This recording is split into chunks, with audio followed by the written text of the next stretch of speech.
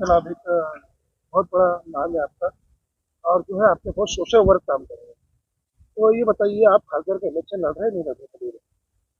मैंने 2 महीने पहले ही डिक्लेयर किया था कि मैं आगामी 2024 का औरंगाबाद लोकसभा क्षेत्र से चुनाव लड़ूंगा। मेरा तय है और मैं चुनाव लड़ूंगा।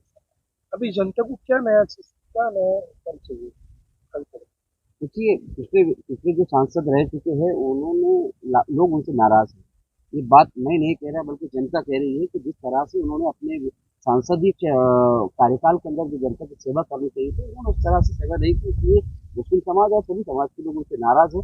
और मैं समझता हूँ कि उन्होंने जिस तरह से काम करना चाहिए था, लोगों ने उनके ऊपर जो दृष्टि से देखा था कि ये अच्छा सांसद है और अच्छा एक ऐतिहासिक काम करेंगे, लेकिन इस तरह से कुछ हुआ नहीं। इसलिए लोग इस बार मुझे मुझे पसंद कर रहे हैं लोग, और मैं समझता हूँ कि जब मुझे इस बार काम से बनाएंगे क्या इंशाल्लाह। क्या देख रहे हैं आपके दिमाग में प्लान है खास बार के लिए? क्या डेवलपमेंट करेंगे, कैसा प्लान है क्या? देखिए, मैं सर्वप्रथम जो है तो अगर मेरी खुशनसीबी रहेंगी, जनता ने मुझे जो है तो चुन कर दिया इस क्षेत्र से, क्योंकि ये क्षेत्र ऐसा है कि ये औरंगाबाद क्षेत्र जो है तो ऐतिहासिक स्थल और पर्यटक स्थल से जाना जाता है। तो मेरा सबसे पहले कार्य रहेगा कि मैं पर्यटक स्थल में इस क्षेत्र में इसे किस तरह से बढ़ावा दूँ।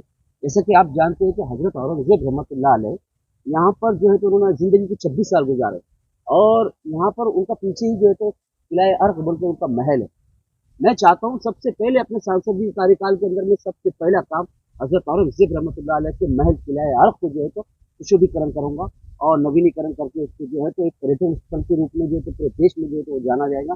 मैं अपना सर्वप्रथम कार्य यही करूंगा, और भी मेरे कार्य मैं अच्छे कार्य करना चाहता हूँ। औरंगाबाद के नाम को लेकर क्या करें? औरंगाबाद नाम को लेकर हमने 2023 फरवरी को जब नोटिफिकेशन आया था केंद्र सरकार द्वारा, तो हमने इसका निषेध किया, और हम औरंगाबाद नामांतरण के जो प्रस्ताव को हमने उससे अवैध ठहराया। और मेरे समर्थक है, मेरे साथी, मेरा दोस्त भी है, उसका नाम पेटिशन करता था, ये अल्लाह आपको नहीं, जो हिशाम उस्मानी साहब है, वो भी अच्छी तरह से जो है तो उसको लड़ रहे हैं, और दूसरे भी पेटिशन करता है, अंजार कादरी साहब है, उनके साथ आपको में दाखिल करें? ये मैंने दाखिल नहीं किया, लेकिन मैंने अंजार कादरी को याचिका दाखिल करने के लिए कहा, क्योंकि मैंने उनको सपोर्ट किया हूँ। और नामांतरण के लिए तो मेरा सबसे पहले से विरोध, औरंगाबाद में इम्तियाज जलील साहब मेरे बाद में उन्होंने धरना आंदोलन करे। सबसे पहले अगर नामांतरण का विरोध रहा तो उसका मेरा रहा। 23 फरवरी 2023 को जो है तो केंद्र सरकार द्वारा राज्य सरकार को नो ऑब्जेक्शन मिला था कि इसमें कोई हमारा ऑब्जेक्शन नहीं है, आप नाम चेंज कर सकते हो। तो हमने पूरे प्रस्ताव को असंवैधानिक रीतियों से इसे पारित किया गया, और इसके अंदर जो है तो कहीं ना कहीं औरंगाबाद नामांतरण को लेकर जो है तो जनता से नोटिफिकेशन नहीं मंगवाई गई अभी थी। शहर में सबसे मेन मसला पानी का है, उसको कैसा हल कर रहे हैं? क्या देखिए, प्लान है? अल्हम्दुलिल्लाह केंद्र सरकार ने जल सिंचन विभाग ने जो है तो पानी की योजना, हमारे पास में जो है तो एक ही मराठवाड़ा को एक डैम है जो कि डॉक्टर रफीक जकीरिया साहब की कार्य उनकी देन है।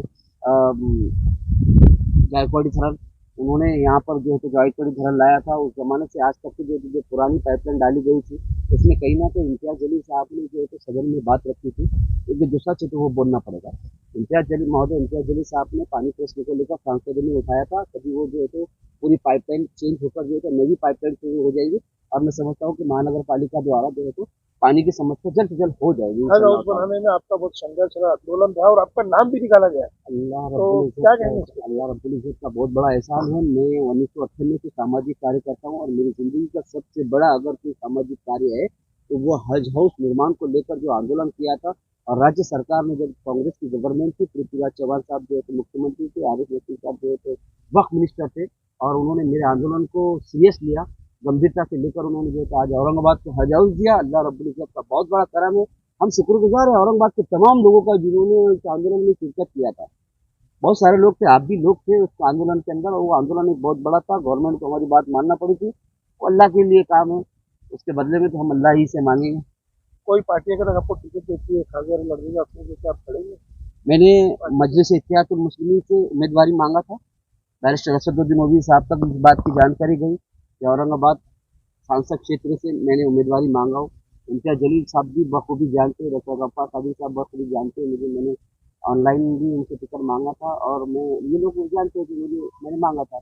यदि इम्तियाज जलील साहब अगर मुंबई से उनका इरादा चल रहा था और ये सीट खाली होती तो मुझे यहाँ इस क्षेत्र से लोकसभा का टिकट देने के लिए मैंने मांगा था। क्या कहेंगे औरंगाबाद की जनता से जो आपसे प्यार मैं आप तमाम शहरवासियों से विनती करता हूँ कि आप मेरे सामाजिक कार्यों को मद्देनजर रखते हुए आप मुझे आगामी लोकसभा चुनाव के अंदर मैं प्रत्याशी बनकर आपके सामने आऊँगा। मैं चाहूँगा, मेरी उम्मीद है आपसे कि आप मुझे अपना मतदान करें और मुझे आपकी सांसद के रूप में आपकी सेवा करने का अवसर प्राप्त करें। आपका पूरा मैं मेरी विनती है, मैं अब्दुल अजीम इनकलाब हज हाउस निर्माण संघ समिति अध्यक्ष, मैं औरंगाबाद टुडे आपके जो संपादक है आप, मैं उनका आपका स्वागत करता हूँ कि आपने मुझे इस काबिल समझा। हमारे अफसर चिश्ती साहब, अल्लाह उनको जज़ाय खैर दे, वो हमेशा से हक की आवाज़ बनकर जनता के सामने उभरते आए हैं। तो मैं आप दोनों का आभार व्यक्त करता हूँ कि आपने मुझे इस काबिल समझा। धन्यवाद इंटरव्यू के लिए।